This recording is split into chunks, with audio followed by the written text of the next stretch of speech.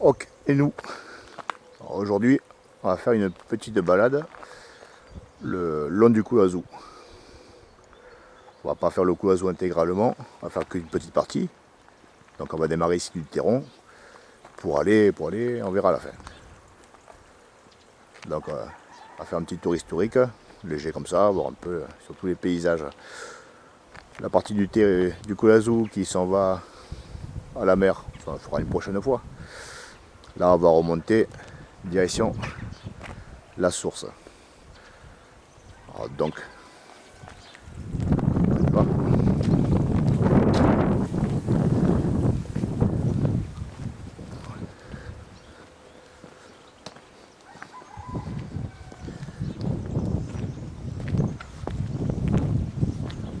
Le Couazou, c'est la plus chose dont on a entendu parler dans les environs, on va dire. Au IVe siècle, Festus Avienus avait écrit un poème à un ami à lui, un haut fonctionnaire romain, donc l'aura maritime, c'est-à-dire les rivages maritimes. Et dedans, il cite un passage, le Classius Amnis, c'est-à-dire le torrent Classius. Bon, en fait, Classius, c'est une contraction de Colassius. Colassius, si on le prononce un peu différemment, Colassius, Coulassius, Coulazou. Donc Festus Vénus a cité ça au IVe siècle. Il n'a pas fait les voyages lui-même. Il s'est inspiré d'autres explorateurs, navigateurs précédents, latins, grecs. Donc il est probable que ce fameux torrent, il soit déjà connu depuis bien longtemps avant. Là on a la première trace écrite. Voilà. Là on se trouve au niveau de l'ancien parc seigneurial de Cointéral. Voilà, avec une jolie vue château, les remparts. Donc cet endroit, là, on le connaît bien aujourd'hui sous le nom de Vigne du Parc. Alors c'est le parc tout court, bien sûr. Hein. Et à l'époque du Moyen-Âge, bien sûr, ça appartenait aux seigneurs. C'était une terre qui appartenait aux seigneurs. Et ils y faisaient de la polyculture. C'est-à-dire il y avait des vignes, des arbres fruitiers. Alors, ça, plusieurs plantes qui poussaient ensemble. Pas une culture simple comme la vigne qu'on a connue pendant de très longues années ici, voire quelques siècles. Donc là, nous longeons le Couazou. On va aller juste au-dessus. On voit que le long de ces rives, il reste quelques mûriers, puisque la culture du verre à soie elle a été assez dense dans toute la région ici, jusqu'au début du siècle. Et la magnanerie, elle se trouvait vers le vieux château.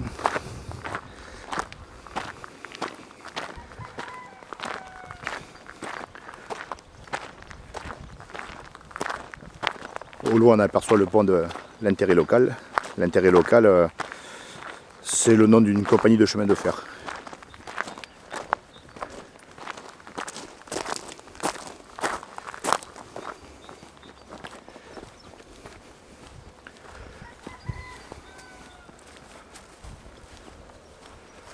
Voilà, on s'approche du Couazou. Là, il y a encore un peu d'eau dedans, donc on ne peut pas le remonter en restant dans le lit. Mais un peu plus haut, ce qu'on fera, on remontera le Couazou directement dans son lit.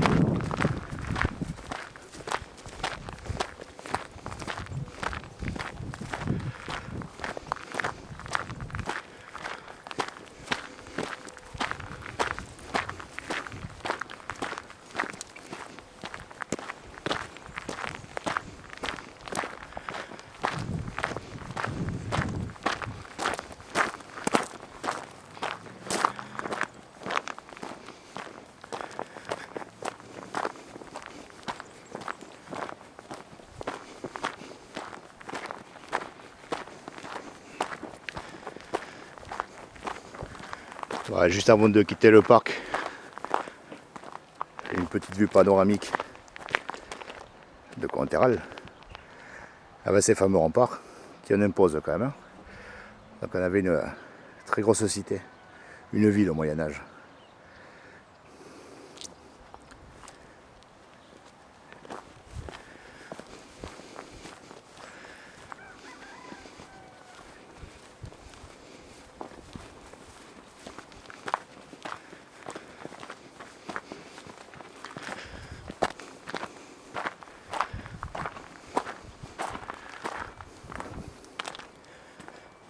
Voilà, je filme cette partie, autrefois dans les années 70-80, jusqu'à 90. On voyait sur les parois de la marne bleue. C'était un très joli bleu, un peu les couleurs magiques comme on peut trouver des fois en garrigue. Là, il n'y en a plus ici. Si on en voit dans le lit de la rivière, je le prendrai en photo, je le filmerai. Et là, on arrive sur le fameux pont de l'intérêt local. Un joli pont qui a été construit au 19e siècle pour y faire passer le chemin de fer. C'est aujourd'hui, on va dire entre guillemets, un joli monument de Cointéral.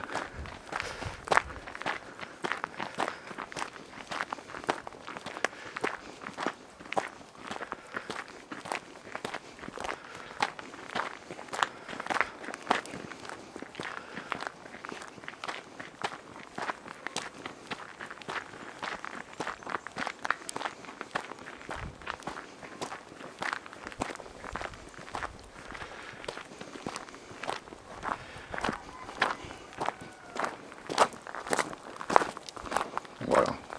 À partir du pont, on peut dire qu'on quitte Cointéral et, enfin du moins l'agglomération de Cointéral pour arriver en garrigue.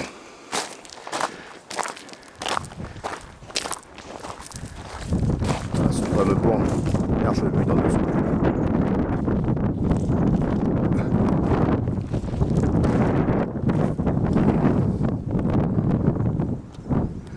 Ça en impose. Là sur ce pilier, ouais, une grosse résonance.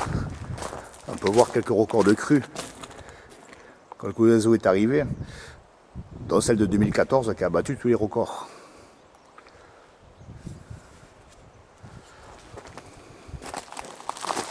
Et maintenant, nous allons dans le lit du coup d'oiseau.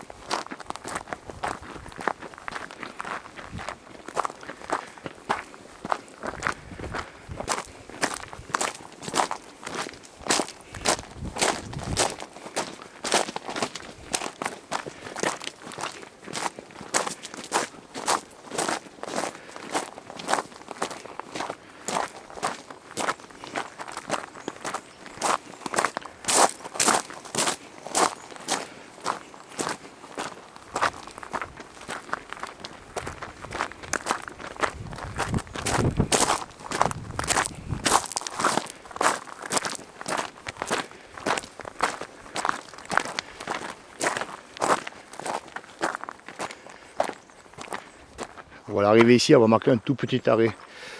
Donc, je me retourne vers la droite. Au-dessus de cet endroit-là, se trouvait, pas de suite, hein, mais à peine un peu après, Il y a d'ici à vol d'oiseau à une centaine de mètres. Casaligiis, en prononçant toutes les lettres. Alors, Casaligiis, en latin, c'est une agglomération de masures, de fermes, on ne sait pas trop de choses. Casaligiis, on peut dire c'est le proto-village de Courlanterral. C'est-à-dire il y avait un vrai village là-haut. Donc il y a des habitants, il y avait au moins une rue principale, et après on ne sait pas sur le reste. Donc les habitants de Courlanterral habitaient ici au tout début. Et au XIIe siècle, ils sont descendus par derrière là-bas, et ils sont retournés, le magicien ne voit pas, mais bon, ils sont retournés où aujourd'hui il y a les fameux remparts. Au XIIe siècle, ils allaient se protéger là-bas. Se protéger de quoi, on ne sait pas. Bon, en tout cas, ils ont été amenés à déménager. Et de là que le village de Courlanterral en tant que tel a été créé. Alors, XIIe siècle, Courlanterral, je parle du village presque ville avec ses habitants. Il y avait bien sûr sur le lieu de Courlanterral, l'actuel, des fortifications. Il y avait un seigneur, un noble, un guerrier qui n'est pas tout seul non plus là-dessus. Mais quand ces gens de Casaligiis sont aménagés de l'autre côté, ça a constitué une bonne partie du village qu'on connaît aujourd'hui. On va s'avancer un petit peu.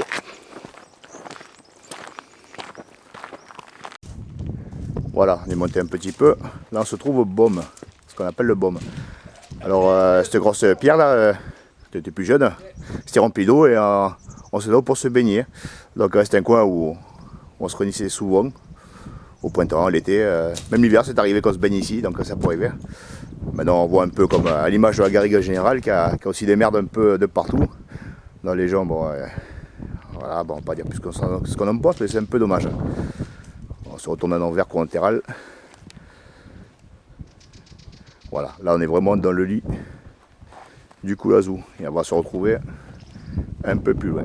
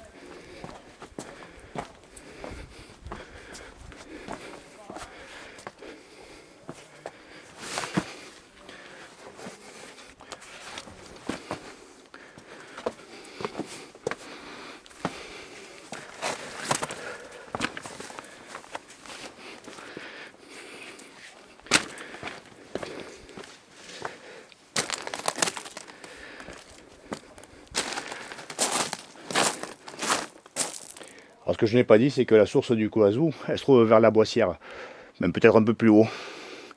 Et pour finir, ben, il se jette dans la Mosson.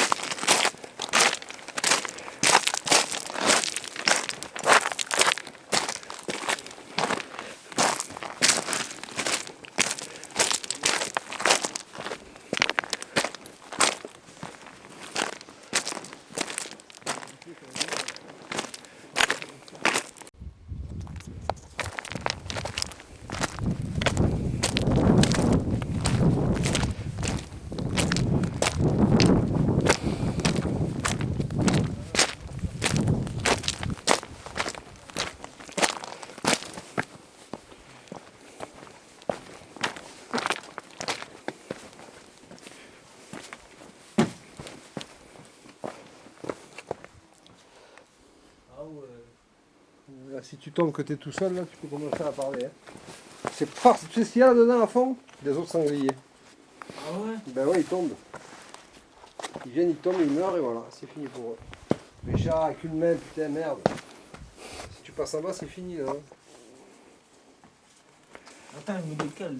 C'est droit à l'image, monsieur. C'est droit à l'image, ouais. Exactement. Il faut être fin pour descendre là-dedans. Tu vas pas ou quoi? Hein? C'est une des grottes les plus dangereuses du coin, ça. Ah ouais? Ouais, parce qu'elle est inondable. C'est pour ça qu'il n'y a pas de relevé topographique. On ne sait pas exactement où elle va parce qu'il y a tout le temps de l'eau dedans. Donc il faut attendre que ça se vide pour que les plongeurs ils viennent du club de Marseille. Ça fait au moins 25 ans qu'ils viennent tous les étés, une semaine, 10 jours, pour faire leur relevé topographique. Mais selon ils arrivent, c'est encore de l'eau, ils sont obligés d'abandonner.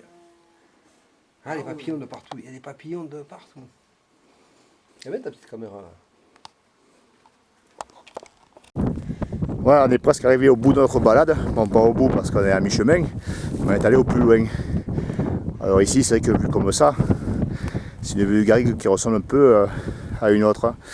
Alors ici, ça s'appelle les Olivettes. Anciennement, le bois des Olivettes. Grosso modo, ça part de... On voit le pylône de haute tension jusqu'à Ferraillès de l'autre côté.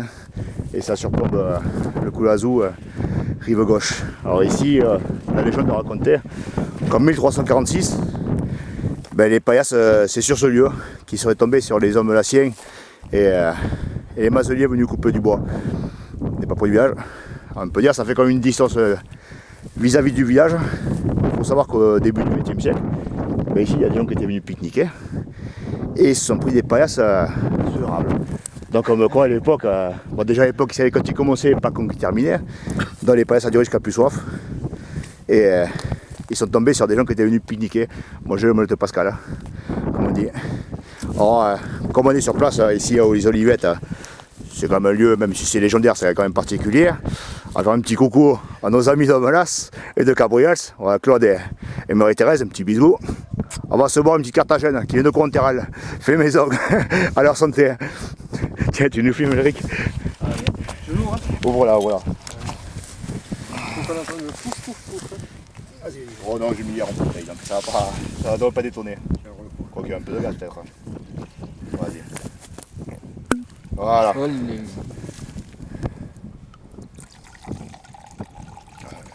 Quelle belle couleur, quelle belle odeur. Ah, ça là, ah oui, tu vas me dire.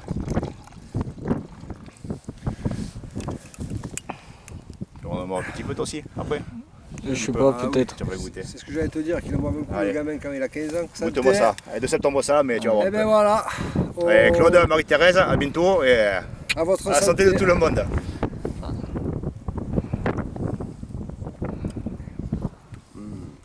Hein?